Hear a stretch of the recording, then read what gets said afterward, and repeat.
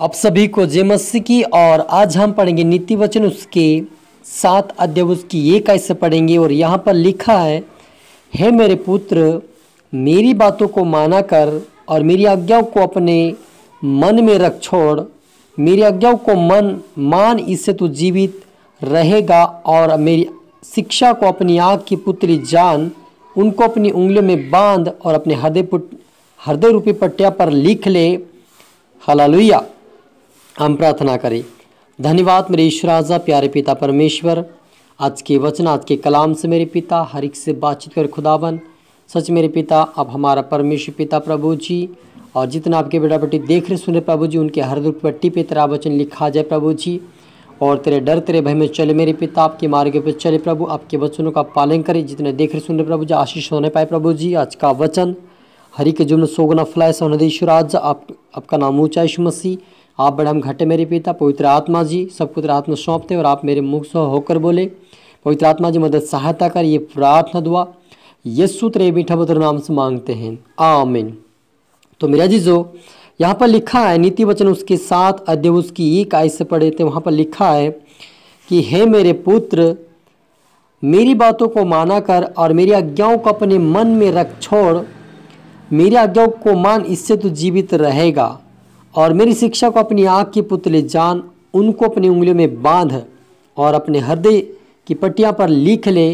बुद्धि से कहा तू मेरी बहन है, और समझ से कहा समझ को अपनी साथिन बना।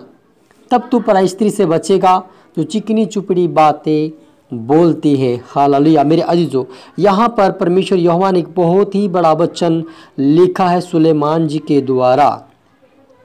तो यहाँ पर वह कहता है कि मेरी आज्ञाओं को अपने मन में रख छोड़, मेरी बातों को माना कर और मेरी आज्ञाओं को मान, इससे तू जीवित रहेगा। सच में अजीजों, बहुत सारे लोग कहते हैं कि जीवन का मतलब, जीवित रहेगा मतलब कि हम शारीरिक रीति से मर जाएंगे। ऐसा कुछ नहीं मेरा अजीजों। हाँ, हो सकता है आप यदि परमेश्वर का आप नहीं मानेंगे तो आपकी शारीरिक मृत्यु भी जद रोने के द्वारा हो सकता है। लेकिन यदि आप परमेश्वर के ऊपर विश्वास करेंगे तो आपका जो मृत्यु शैतान की ओर से या शारीरिक रीति से जादू टोने के द्वारा आपके ऊपर आ चुका है, वो हटा देगा। परमेश्वर आपको नया जीवन देगा और आपकी आयु को बढ़ाएगा। क्योंकि जब हम विश्वास करते हैं, उसके वचनों का पालन करते हैं, तब हमारी आयु बढ़ती है और हम जीवित रहते, आत्मिक रीति से भी और शारीरिक रीति से भी जीवित रहते हैं। और यदि आपको पता नहीं है तो आप हिजकिय्याह राजा की पुस्तक, जो यशायाह भविष्यवक्ता की पुस्तक के अंदर हिजकिय्याह राजा के बारे में लिखा है, आप उसे पढ़ सकते हैं। क्योंकि हिजकिय्याह जो राजा था, उसका परमेश्वर ने आवाज़ दे के परमेश्वर के दासों के द्वारा यशायाह से बातें किया था कि हिजकिय्याह जो है अब मरने पर है, और तू जाके उसके बता कि तू मरने पर, इसलिए जो भी तुझे कहना हो तू कह दे। और वो जाकर यशायाह भविष्यवक्ता ने उस हिजकिय्याह राजा से कहा कि तू मरने पर है, जो भी तुझे कहना है अपने परिवार या किसी को भी तो तू कह सकता है, क्योंकि तू मरने वाला है। लेकिन इस बात को जब हिजकिय्याह राजा ने सुना, तब वे अपने जीवन में दुखित हुआ और वे जीने की आशा रखते हुए पश्चाताप करने लगा कि हे यहोवा, मैं तेरे सम्मुख ईमानदारी और वफादारी के साथ आया हूँ, और मैंने जो राज्य चलाया वो भी एक वफादारी ईमानदारी के साथ चलाया। मैंने किसी को दुख या किसी को तकलीफ नहीं दिया। लेकिन हो सके कोई अनजाने मेरी गलती हो, मुझे माफ़ कर दे। और वे फुट फुट कर दीवार की ओर मुंह फेर कर रोने लगा, दीवार की ओर। जब उन्होंने इस प्रकार से प्रार्थना किया कि मेरे यहोवा मुझे माफ़ कर दे, तब यहोवा ने उसे यशायाह को फिर जवाब दिया कि हिजकिय्याह से कह दे कि तेरी आयु बढ़ चुकी है, तेरा 15 वर्ष आयु बढ़ चुकी है। मेरे अजीजों, यदि हम परमेश्वर के ऊपर विश्वास करते, उसके वचनों का आज्ञाओं का पालन करते, तब वो परमेश्वर हमें हमारी आयु को बढ़ाता है और हमें आत्मिक रीति से भी जीवन देता है। क्योंकि हमारा परमेश्वर हमें जीवन देने वाला परमेश्वर है। क्योंकि हम देखते कि जब आदम को बनाया तो उसके अंदर जीवन का श्वास फूंक दिया परमेश्वर। यानी कि जो हमारा श्वास है, हमारी जुबान है, जो परमेश्वर का दिया हुआ भाग है, हमारा परमेश्वर ने हमें गिफ्ट दिया है।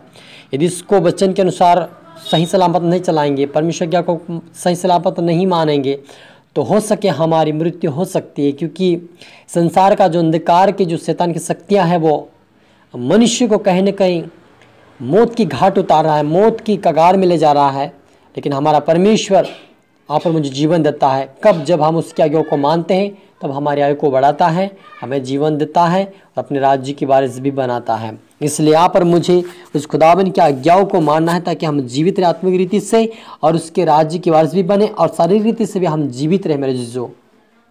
क्योंकि बहुत सारे संसार में लोग मारे जाते हैं और वह कई प्रकार के बातों के द्वारा, कई प्रकार के कामों के द्वारा मारा जाता है। कैसे? जिस प्रकार हम देखते हैं युवा युवतियाँ और उम्रदार लोग भी क्या कर रहे हैं, आत्महत्या करके मर रहे हैं। कोई दवाई पी के मर रहा, कोई फांसी लटका के मर रहा, कोई गाड़ी के आगे सामने मर रहा। क्यों ऐसे कर रहे? क्योंकि उनको शैतान ने घेर रखा है, दुष्ट आत्माओं ने उनको घेरा है, इसलिए वो आत्महत्या करने की कोशिश करते हैं।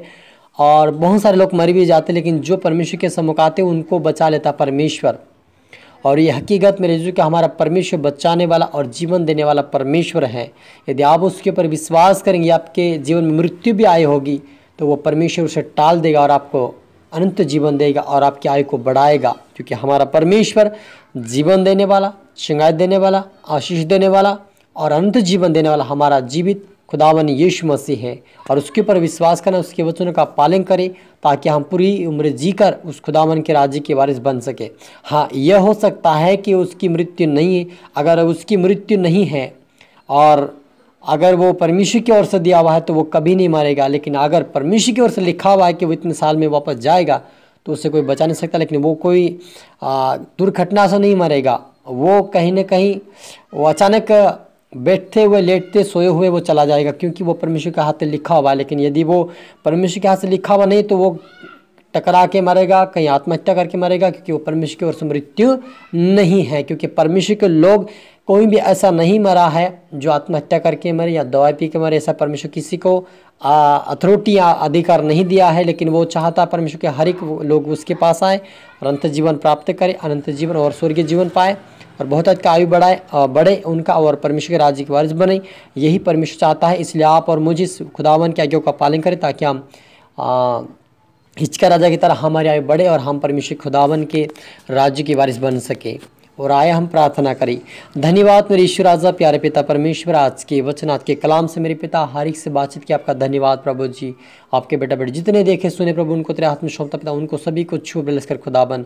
आज के वचन से इनसे बात है क्या पिता, उनको और भी आत्मीयता बढ़ा प्रभु जी, और भी वचनों में बढ़ा मेरे पिता, और इनके द्वारा इनका सारा परिवार उद्धार पाए, आशीष ऐसा होने दे मेरे ईश्वर राजा। और आपका नाम ऊंचा बड़े में घटू मेरे खुदा, सभी तो आत्मा सौंपते मेरे पिता।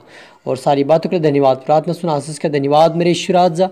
ये प्रार्थना दुआ यीशु तेरे मीठे मधुर नाम से मांगते हैं, आमीन। आप सभी को जय मसीह के और गॉड ब्लेस यू ऑल।